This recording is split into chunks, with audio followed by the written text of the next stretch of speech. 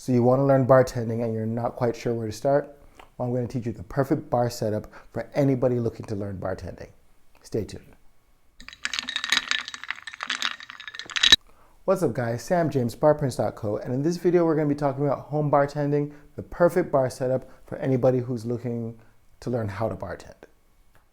Now if you're looking for the best in bartending tips, bartending tricks, and bartending videos, don't forget to click the subscribe button right down here, and don't forget to click the notification bell to make sure you never miss a new video when it comes out.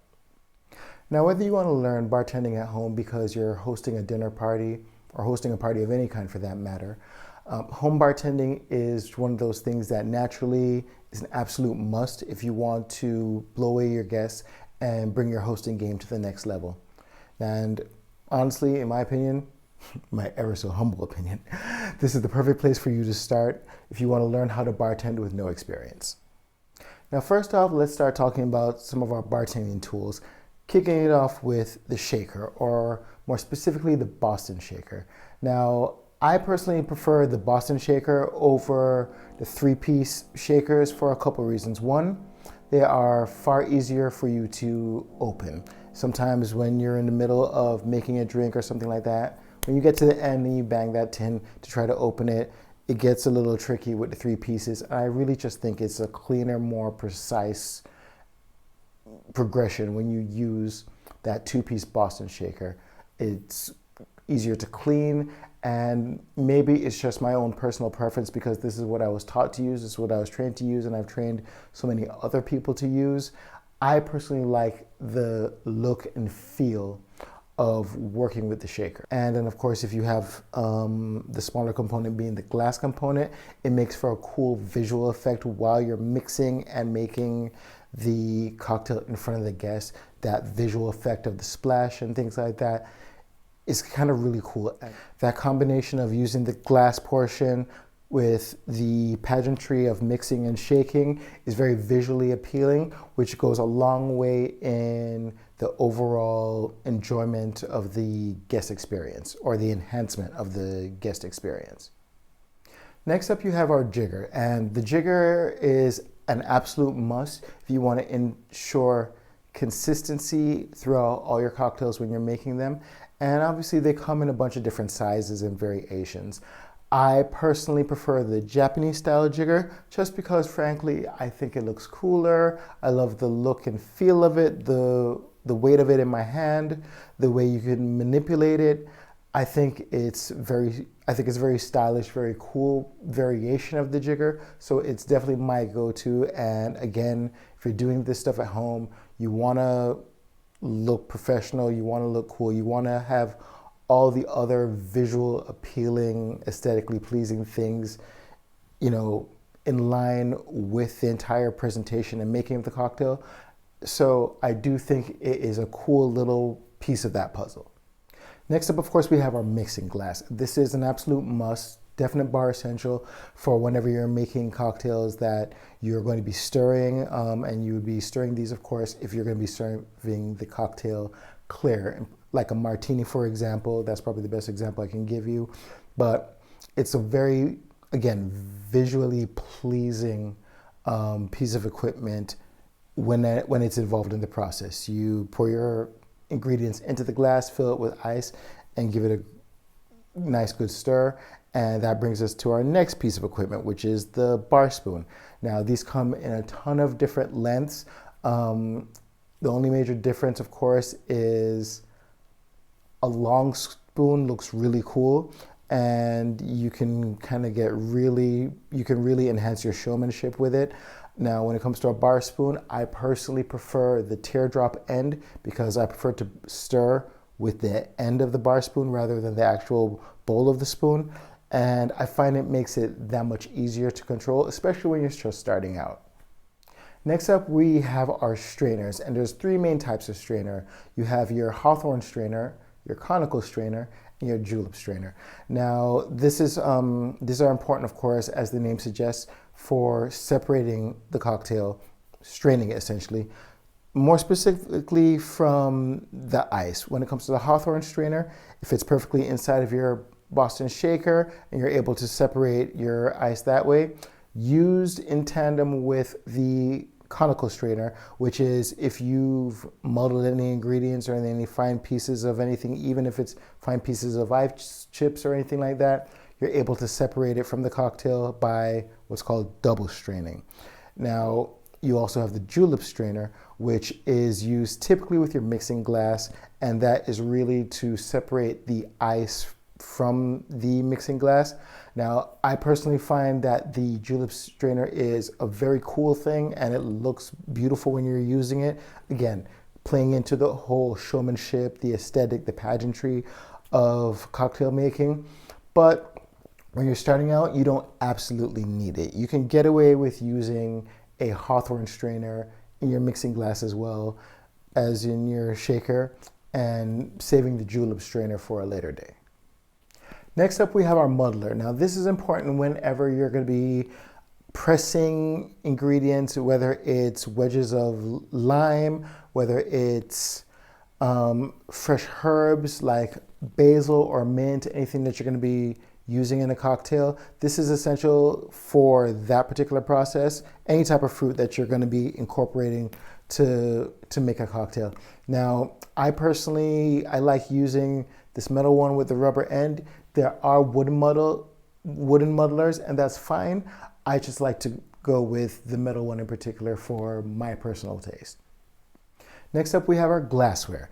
And this is important, obviously, because once you've made all these amazing drinks, you gotta serve it in something. Now, for different types of drinks, you've seen them presented in a bunch of different ways. But again, when you're starting out, there's really just 4 basic types of glass that you really should have in your house. First up being the rock glass or the old-fashioned glass.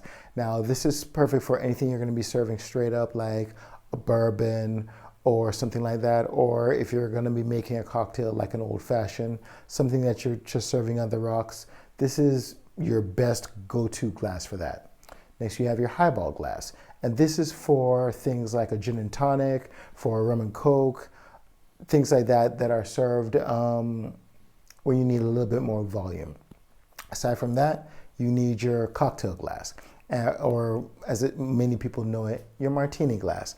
And this is obviously for martinis, Manhattans, different cocktails like that. Cosmopolitans, don't remember if I said that, sorry. But this is something that you need for those kind of cocktails. And then finally, you wanna have a standard wine glass. Now, obviously, wine glasses get into all kinds of variations.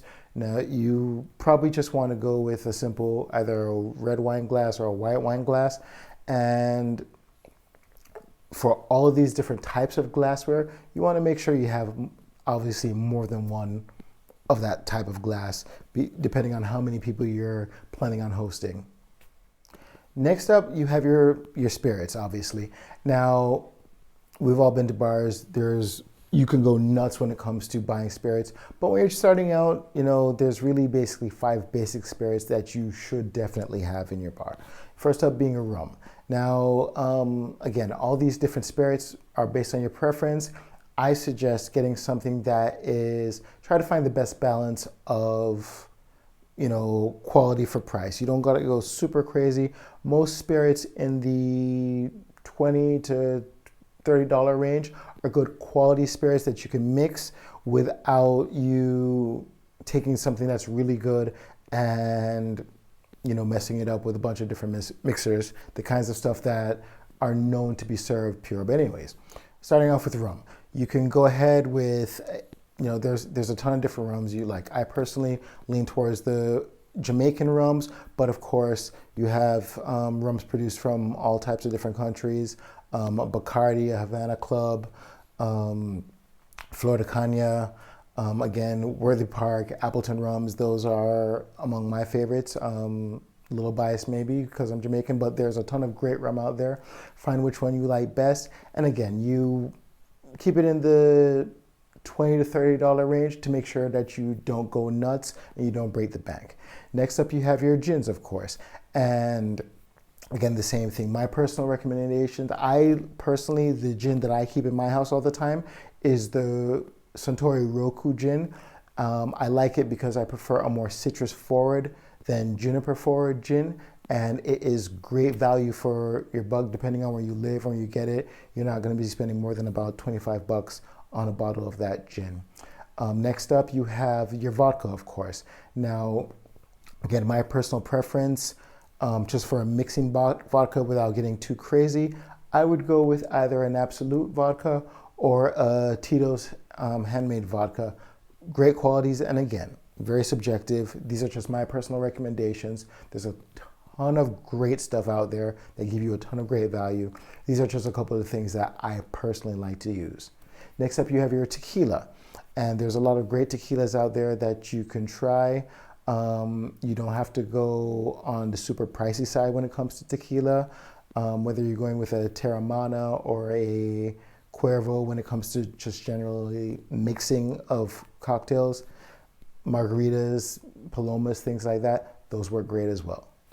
And then, of course, finally, you have your whiskey. Now, this is where it gets a little crazy because whiskey can be a bunch of different things. It could be Tennessee whiskey like Jack Daniels. It could be a bourbon. It could be rye. It could even be Scotch. My personal preference, I always go with a bourbon just to keep it on hand in the house. And one of my preferred bourbons is Maker's Mark. I always go with that one because, again, I find it's great bang for your buck, great value. And it's also a great sipping bourbon, I find. So that's my recommendation on your whiskey. Next up, you have your mixers and your juices. And obviously, this is something you can go crazy with. But the typical ones that I recommend having on hand at all times, you want to make sure you have either your lemon juice or your lime juice. And I definitely recommend fresh juices versus canned or bottled stuff. If you can do it yourself, it makes a fundamental difference, a tremendous difference in the quality of the cocktail that you're serving, speaking specifically flavor-wise, obviously. So lemon, lime, and orange. Cranberry juice, obviously, also is a great one for you to have. Definitely recommend it. No, you can't get fresh cranberry juice, I don't think. But definitely cranberry juice is something that you can have on hand as well. Next up, you want to make sure you always have some sparkling water, some seltzer, soda water, that type of thing for your mixers. Tonic water is also an absolute must. And then you want to go with your two main sodas, your Sprite or 7-Up, and some form of cola, be it Coke, Pepsi, or whatever the case may be. And last but not least, there's ice. And I cannot stress the importance of ice. First thing you need to know about ice, you always need more ice than you think, whether it's for mixing, whether it's for serving, whatever the case may be. And the types of ice that you're going to be using varies on the cocktail and how you're mixing it. Now, if you want to find out some more about the right types of ice to use and how to properly choose it for your cocktail, you can check out this video right here. And that essentially covers all the bartending basics that you need to get started. That is your perfect bar setup. Now, if you're looking for the best bartending training to take your skills to the next level, go ahead and head over to barprints.co and enroll in our online bartending school and check out our online bartending course, Mixology Mastery. I've created this program using proven systems and proven frameworks to create the quickest, most comprehensive bartender training out there. The entire thing is already laid out for you, saving you a ton of time searching the internet with everything from the best in bartending for beginners material all the way to advanced techniques that are guaranteed to wow any guest that you'll have. And the best part, you don't even have to leave your couch because you do the entire bartending course online. Finally, if you found this video helpful, and I really hope you have, don't forget to give it a like and share with your friends. Also, for some more great bartending tips, tricks, and bartending videos, don't forget to check out these videos right here. Thanks a lot for joining me, and I'll see you in the next one. Cheers.